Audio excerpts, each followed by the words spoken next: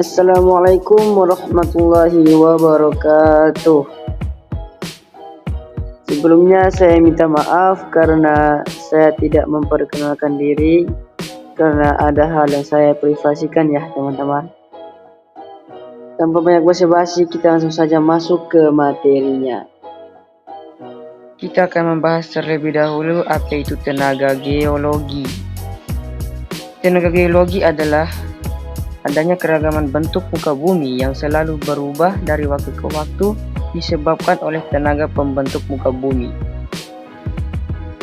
Tenaga geologi itu sendiri terbagi menjadi dua jenis, yakni tenaga endogen dengan tenaga eksogen.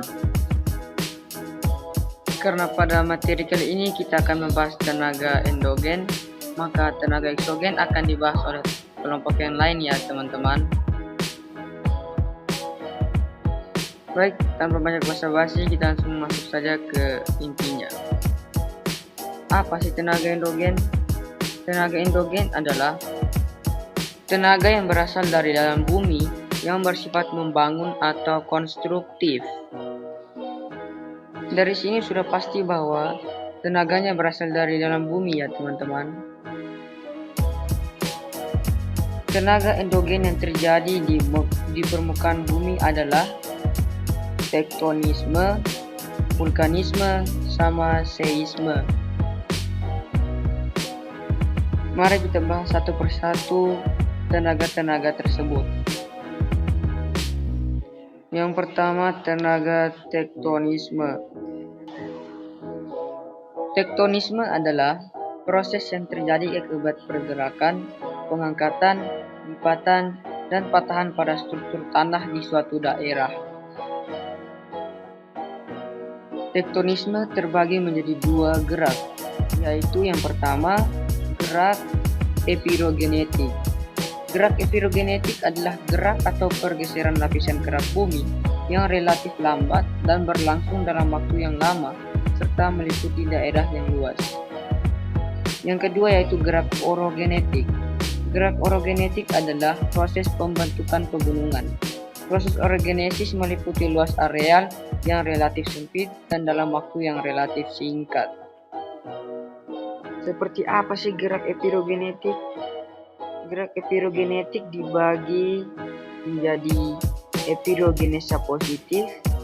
Ini terjadi ketika daratan menurun sehingga air laut kelihatan naik atau seolah-olah naik.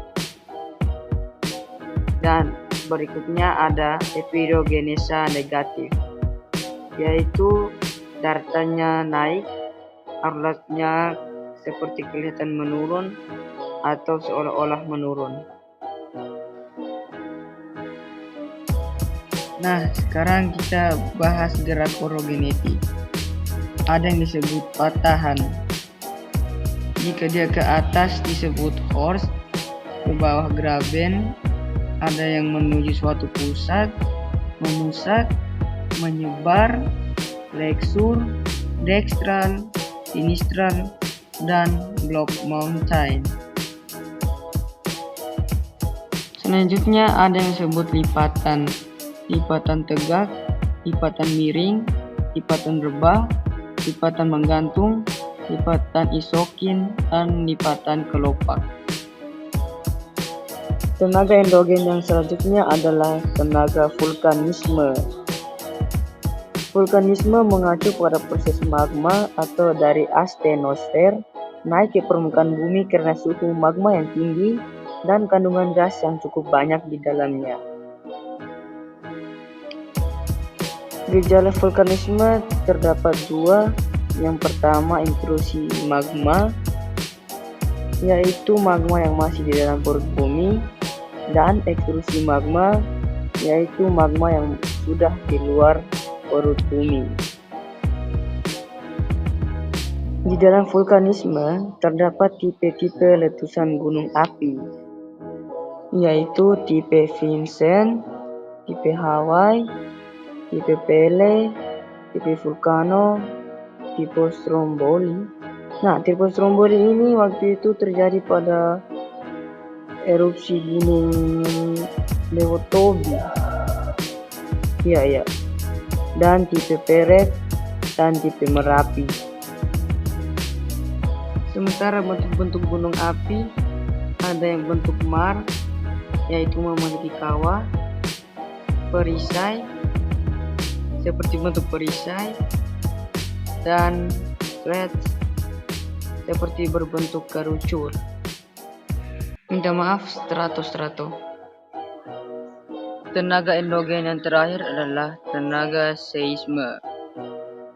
Seisme atau gempa bumi adalah peristiwa bergesernya lapisan bumi akibat adanya pergerakan lapisan kulit bumi atau lempeng bumi yang disebabkan tenaga dari dalam bumi.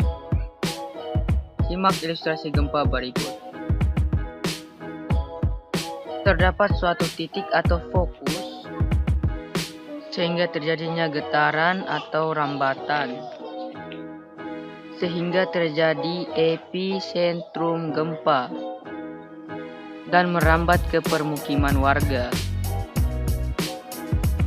Ada beberapa jenis-jenis gempa.